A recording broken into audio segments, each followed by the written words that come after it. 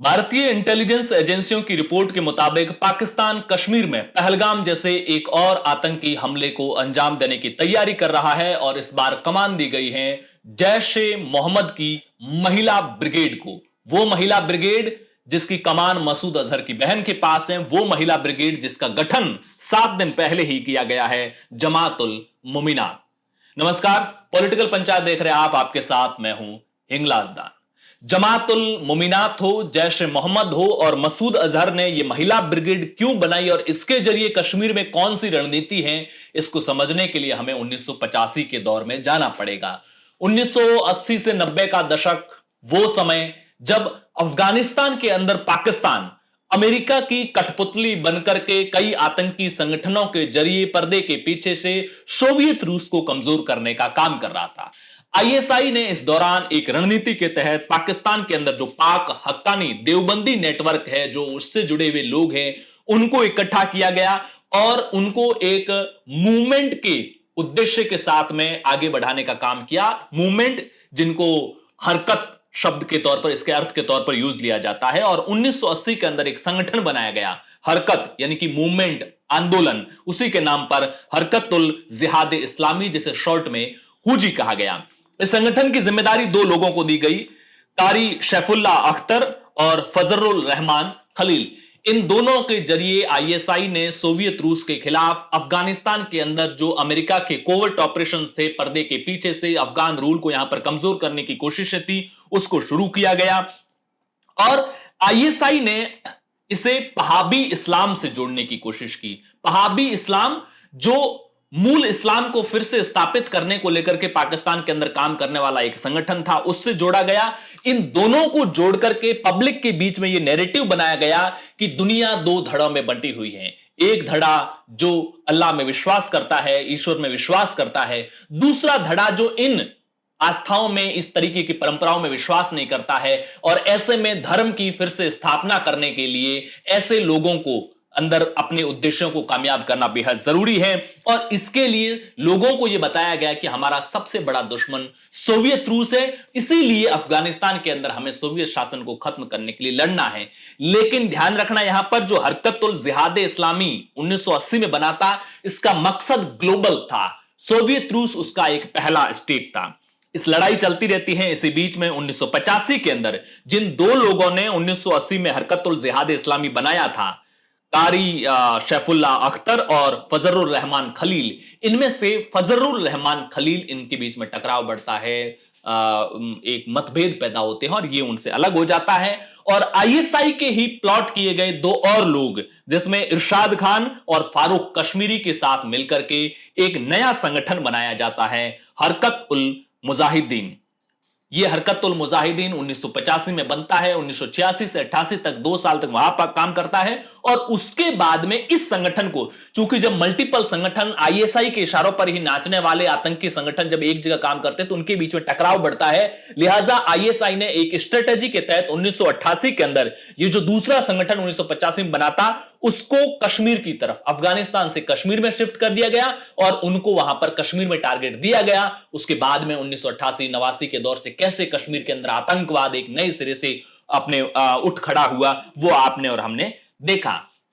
लेकिन 1989 में सोवियत रूस भी अफगानिस्तान को छोड़ करके जा चुका था। ऐसे में जब सोवियत रूस जा चुका था तो वो सारे आतंकी संगठन जिनको एक मकसद के साथ सोवियत रूस की लड़ाई में उतारा गया था, वो जब मकसद विहीन हो गए तो उन्होंने कश्मीर के मामलों में इंटरफेयर करना शुरू किया। यहां फिर से टकराव बढ़ने लगा और इस टकराव को टालने के लिए 1993 के अंदर आईएसआई ने एक रणनीति पर काम करते हुए इन दोनों संगठनों का मर्ज करवाने की कोशिश की और हरकत उल अंसार का गठन किया कि आप सभी लोग हरकत उल अंसार के अम्ब्रेला के नीचे काम करेंगे। इसमें जो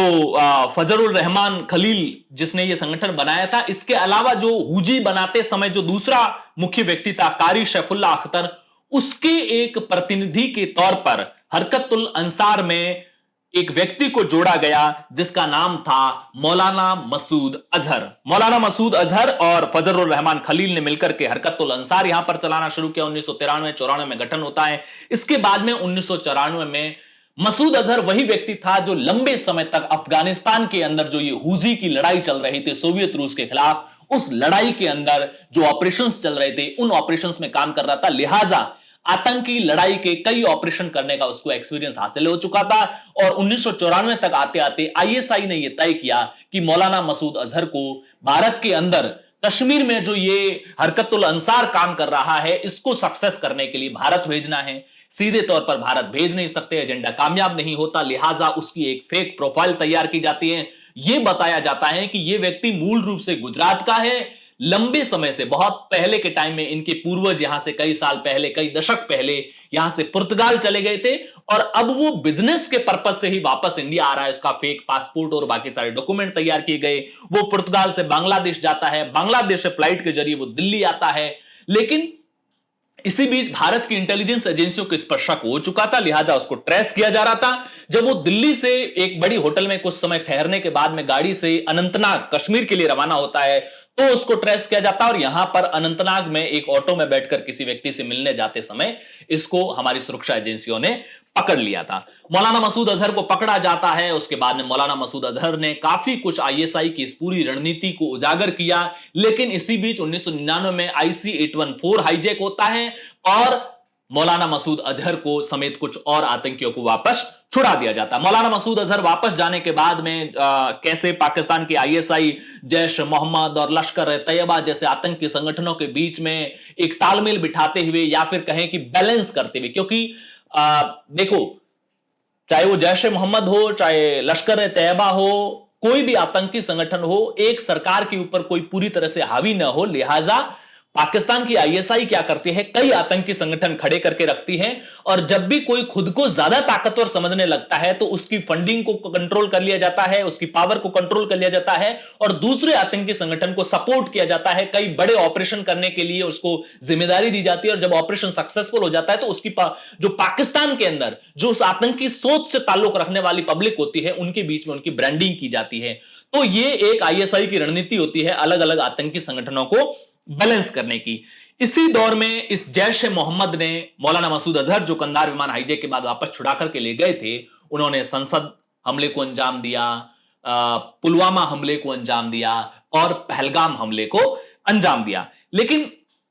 पहलगाम हमले को जब अंजाम दिया तो उसके बाद में किस तरीके से ऑपरेशन सिंदूर होता है, जैश ए मोहम्मद का जो भाई है यूसुफ अजहर वो भी मारा जाता है और एक तरह से जैश ए मोहम्मद काफी कमजोर पड़ चुका था। लेकिन अब एक बार फिर से जैश ए मोहम्मद ने अपनी इस लड़ाई को आगे बढ़ाने के लिए जिस भाई की उस